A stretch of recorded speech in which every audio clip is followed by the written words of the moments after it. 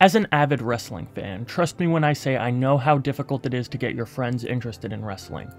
I've tried for literal years with my friends, and the only success I've had is one of them who's really into what Roman's doing on SmackDown right now. I've seen countless comments under wrestling YouTube videos asking for a list of matches to show to people who aren't already wrestling fans, so I decided to come up with my own. Before we get into the matches themselves, I decided on a few ground rules before I went into making this list. The first rule is that each match has to be available online easily for anybody to watch. Most of these matches are free on YouTube, I'll provide links in the description, and the other one is on WWE Network or Peacock Premium, depending on where you live. My next criteria for the matches on this list is that they should require no context to enjoy them. If you couldn't already tell by my name, I love long-form wrestling storytelling, but I don't think a newcomer should have to understand a half-decade of lore to enjoy a single match. My third criteria is that each match on this list should be under 25 minutes. I think it would turn off any newcomer if their first match was a 45-minute New Japan main event that didn't really start until 25 minutes in. With those priorities in mind, this list won't really cover many hidden gems, especially when gearing it towards the uninitiated. There's a good chance that you've seen most of, if not all of these matches already, and that's why they're so highly recommended. With that admin out of the way, I'm 4 Pillars of Hell, and welcome to my 5 matches to show non-wrestling fans. Kento was on an absolute tear in the 2000s. If you only know him from his mediocre work in NXT and New Japan, please rectify that injustice immediately by going back and watching some of his Noah matches like this. This is by far the shortest match on this list, barely even going 2 minutes, and it's probably my favorite sprint in all of wrestling. For something so short, these two managed to put together an instantly gripping story from the get-go. Marvin starts this match out guns blazing, trying to drop Kento with multiple kicks and a lot of different pinning combinations. Kento realizes quickly that he has to match Marvin's pace in order to stand a chance against him, and he does so absolutely brilliantly. Stellar counter wrestling between the two prove that they know each other inside and out, with Marvin going to the well one too many times with his GTS reversed into a Hurricane Rana. All of this leads to possibly my favorite GTS of all time, combined with a brutal punt kick from Kento. And the match is over in less time than The Undertaker's entrance at WrestleMania. This is a perfect introduction to some of wrestling's absolute best qualities. It's practically just the finishing stretch of any other match. It's one of the most incredible examples of a sprint in all of wrestling, and it's incredibly gripping, instantly watchable for anybody who's new to it, and it's also incredibly rewatchable because of its short length. 4.25 stars from me. This is the epitome of a match to show to a newcomer because that's pretty much how it was designed. These 6 guys knew that the people in the Frontier Fieldhouse that night didn't have extensive knowledge on the backgrounds of Dofix and Blood Generation, so they took it upon themselves to show the Ring of Honor faithful how good they could be. As a match built to intrigue outsiders, this thing hits every box it needs to. Everybody comes out of it looking great, with so many incredible sequences that would influence the wrestling world to this day. Dofix play the babyfaces here, while members of Blood Generation try to rip out Genki Horiguchi's hair. When the match really gets into full gear, it is non-stop flowing motion between all 6 competitors. Everybody gets in some incredible offense, and the Dragon Gate tag rules make sure there's never a dull moment between them. These 6 men used innovative offense that the Chicago crowd erupted for. Dragon Kid's Frankensteiners still shock me to this day with their speed and precision. Everybody in the building went from having a passing knowledge of Dragon Gate to chanting the promotion's name at the end. This match was so incredibly ahead of its time, as I've already said, moving faster and landing more intricate spots than pretty much any other match I'd seen at that point. Not only did this match bring more eyes to the guys involved, it brought plenty more eyes to Dragon Gate as a whole, still being talked about even 15 years later. This match is instantly gripping, it gives you the best qualities of modern-style spot-fest wrestling, and in a concise 20 minutes. 4.5 stars from me.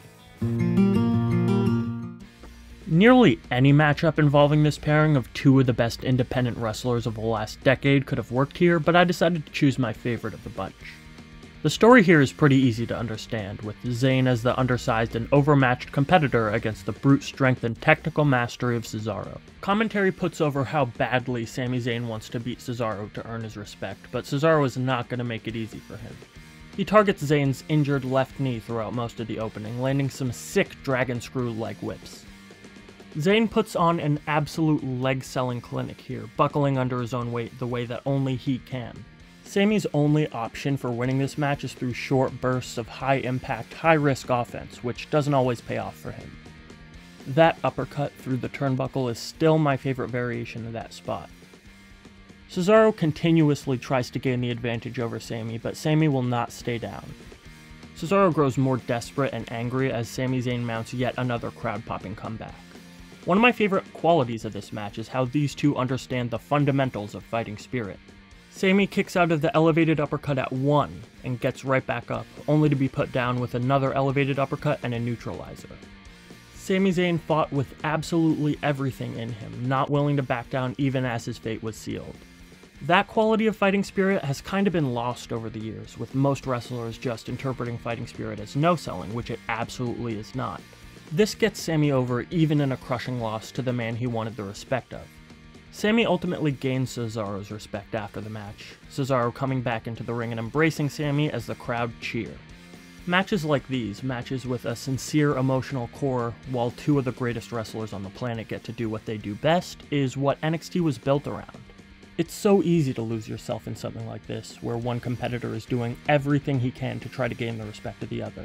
These two work at an incredible pace with some wonderful psychology intertwined throughout. 4 3/4 stars for me.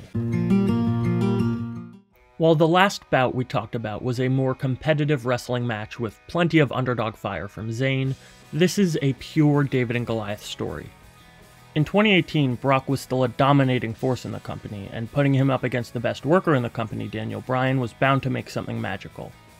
The slow start builds the psychological framework of the match, with Bryan as the obvious underdog against Lesnar, trying to do whatever he can to gain an advantage, whether it's physical or psychological.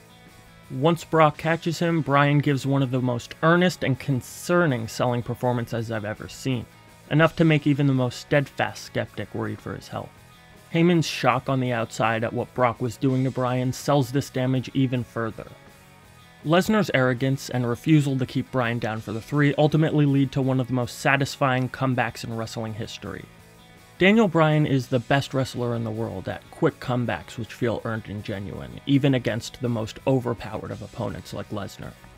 Lesnar's selling for Bryan is some of the best of his entire career. The imprint of Bryan's boot on Brock's face is one of my favorite visuals in all of WWE. Lesnar's win off of a quick F5 is just the right combination of believable and heartbreaking, showcasing Brock's unbelievable strength and power while also proving that Daniel Bryan can hold his own against one of the greatest brutes in all of wrestling.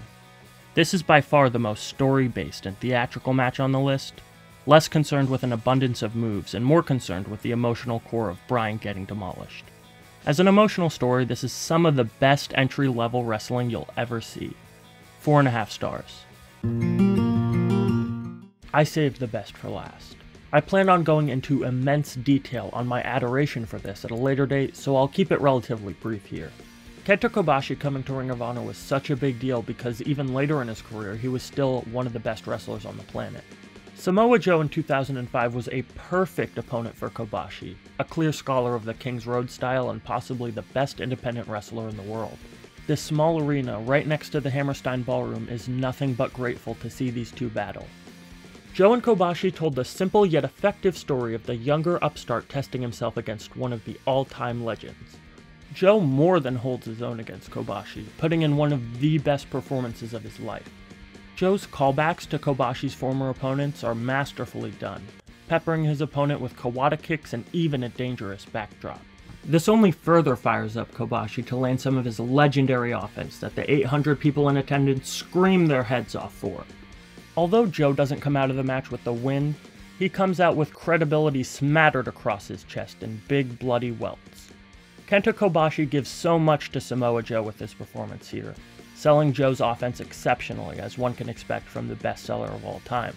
The handshake at the end more than proves that Samoa Joe can go toe-to-toe with a legend of the business, ending the greatest dream match in wrestling history with ravenous applause and a Match of the Year chant.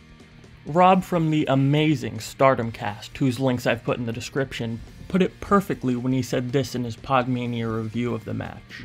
It just felt like a special event, and so few matches nowadays feel legitimately special, especially when you haven't got a smarky ass crowd, when you've just got a crowd there that is just living every minute of this match. It's an excellent display of pro wrestling, but is it the full 5 stars? Hell yeah, it is. Thus concludes my list of matches to show to non-wrestling fans. I'm not guaranteeing a 100% success rate, as I've said before, it's really difficult to get people into wrestling, but I think these matches showcase some of the best things that the art form has to offer. One massive upside for each of these matches is that they all have a specific style for somebody to get into. Whether it's the hard strikes of Noah's light heavyweight division or the passion and psychology of early NXT, there's a litany of other matches in that same style for somebody to dive into. I hope that at least one match on this list helps prove to your friends that people pretending to beat each other up is actually pretty cool. Which it definitely is. Thank you for watching my first of hopefully many YouTube videos. Humongous thank you to both Chris O'Brien from the Stardom Cast and Joseph Montesilio for helping me with this list. They are two of my absolute favorite creators on this platform, and you should definitely go check their work out. Both of their links are in the description. Humongous shout out goes to Adam Demergen from me and Caprice for doing the entire soundtrack to this video. He's one of my favorite musicians and a really good friend who's also massively into wrestling. His Instagram is linked in the description as well. Thank you so much for checking this out again. I'm 4 Pillars of Hell. You can check me out on Twitter at Ethan Mac and Cheese, and have a great day.